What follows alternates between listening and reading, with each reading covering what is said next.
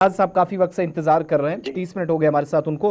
अयाज साहब, जब सिस्टम के अंदर जरूरत होती है, खाली असामियां होती हैं, वैकेंसीज होती हैं, तो क्या ये जल्दबाजी में इस तरह का मॉडल अपनाया जाता है या वाकई में आपको भी लगता है जो एक ओपिनियन बनाया जा रहा है या कुछ लोग इसको नैरेटिव बिल्डिंग भी कह रहे हैं कि सरकारी मुलाजमतें जो पक्की मिलती थी वो रेगुलराइजेशन का रास्ता बंद हो गया है?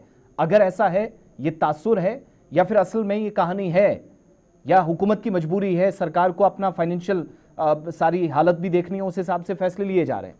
क्या आपके तासुरात हैं सर? मैं असल में शायद कोई फाइनेंशियल मजबूरी नहीं है, ना शायद उस चीज को कोई देखता है। कुछ और इश्यूज हो सकते हैं। देखिए, सबसे बड़ी बात जो है वो ये है कि जम्मू कश्मीर जो है, ये बहुत ज़बरदस्त मसला है जो अनएम्प्लॉयमेंट का जम्मू कश्मीर में।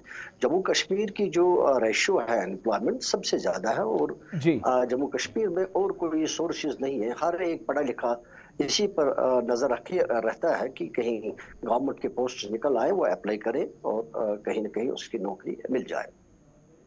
ये इसके इसके बगैर कि भाई पीडीपी क्या कहेगी या नेशनल कॉन्फ्रेंस क्या कहेगी, तो देखना यह है कि इसमें मेरिट क्या बनता है। अगर हम आउटसोर्सेज करते हैं, इम्पोर्टेंट इज कि इसमें मेरिट क्या बनता है। तो ऐसे जब हम इसकी डेप्थ तक देखते हैं तो इसमें कोई मेरिट नहीं है, एक्सेप्टिंग कि चाहे कोई पीडीपी हो, चाहे कोई नेशनल कॉन्फ्रेंस हो, चाहे कोई दूसरा तीसरा हो, उनको शायद इसमें ट्रांसपेरेंसी नहीं है, कोई रूल नहीं है, कोई तरीकाकार नहीं है। शायद उनके जो लोग हैं, उनके कार्डर्स के लोग हैं, वर्कर जो है, शायद उनको अकोमोडेट कर सकते हैं या कोई और लोगों को खुश करेंगे। जैसे ये भी अफवाहें चल रही कि नेशनल कॉन्फ्रेंस ने अपने एमएलए को 50-50 मेंबर्स का लिस्ट मांगा है। हो सकता है ये सारी चीजें हो, लेकिन सबसे बड़ी दिक्कत जो ये है कि जब आप आउटसोर्सिंग करते हो तो आप इसको कैसे इंश्योर करोगे कि हर एक जो जो डिजर्विंग है, जो एलिजिबल है, कि वो इसमें पार्टिसिपेट करे, वो और उसको अप्लाई करे। और उसके बाद जब लोग अप्लाई करेंगे तो क्या गारंटी है और क्या सिस्टम है आपके पास कि जी। पब्लिक सर्विस के लिए इन लोगों को जो लाना है उनको क्या स्क्रीनिंग होगी, और उनको कौन सा सिस्टम आप करोगे कि उनकी जो प्रॉपर स्क्रीनिंग और उनका टेस्ट जो होगा कि वो एक सूटेबल पोस्ट के लिए उनको किया जाए। और तीसरा जो इसमें मामला नजर आ रहा है वो ये कि जो लोग आप आउटसोर्सिंग के थ्रू एम्प्लॉय करोगे, क्या उनकी सर्विस गारंटी का क्या सिस्टम रहेगा। तो इसलिए ये टोटलिटी में लग रहा है ये कोई एम्प्लॉयमेंट उस लिहाज से नहीं है। अगर हम ये कहेंगे कि ये सिर्फ ऑर्डिनरी क्लासेस के लिए है, जैसे हम कहेंगे ये कोई चौकीदारों के लिए है, कोई सिक्योरिटी गार्ड्स के लिए है, लेकिन ये भी न्यूज में आया कि कहीं गेस्टेड कहीं वेटरनरी डॉक्टर्स को भी लगाया गया है। और आज तक जो जो जो मैसेज आ रहे हैं, जो न्यूज आ रहे हैं कि 22,000 से ऊपर लोग इसमें लगे हुए 2 साल जी। से। जी।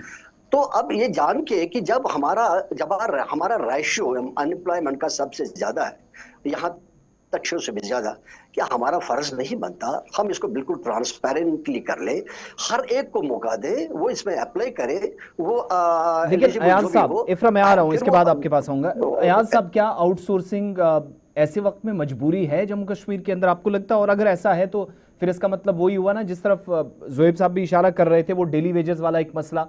हम तो वापस ऐसा लग रहा है उसी जाल में फिर फंस जाएंगे, क्योंकि ये तो ऑलरेडी नासिर असलम वानी साहब ने, सकीना मैडम ने क्लियर कर दिया है कि ये तो पक्की मुलाजमत नहीं है, रोजगार हमेशा के लिए रही, इसकी कोई गारंटी कम से कम इस नहीं मॉडल लग में रहा नहीं है है। आसिफ साहब, नहीं लग रहा है कोई मजबूरी है। शायद यही, जैसे मैंने कहा कि अपने अपने लोगों को एकोमोडेट करने की बात है। अगर हम ये भी मान लें कि कोई फाइनेंशियल कॉन्स्टेंट है या कोई और इश्यू है कि जल्दी लोग लगाने की बात है, तो then we have already system. अगर आप उस सिस्टम से नहीं जाना ठीक है। चाहोगे तो मेक इट ट्रांसपेरेंट देन। और नहीं लग रहा है कि आज तक कोई इसको जस्टिफाई कर रहा है कि सिस्टम सही है नहीं है, आउटसोर्सिंग सही है नहीं है। नेशनल कॉन्फ्रेंस से पूछेंगे तो कहते कि पीडीपी ने पहले किया है, तो पीडीपी ने कहीं गलत किया तो हम थोड़ी आगे कंटिन्यू करेंगे। आप ठीक है। जस्टिफाई करिए, कोई जो विश्व चलाना चाहेगा वो इसको जस्टिफाई करे कि ये सही है या गलत है। ठीक है। कोई मैं जस्टिफाई नहीं कर पा रहा है इस ओके, चीज को। मैं तो आप लिहाजा अगर करने की बात है आपकी तो उसको बात उनने सुनी है, ट्रांसपेरेंटली मैं करिए, डायरेक्टली इसी हर पर एक जवाब हर लूंगा। एक एलिजिबल इसको पार्टिसिपेट करे।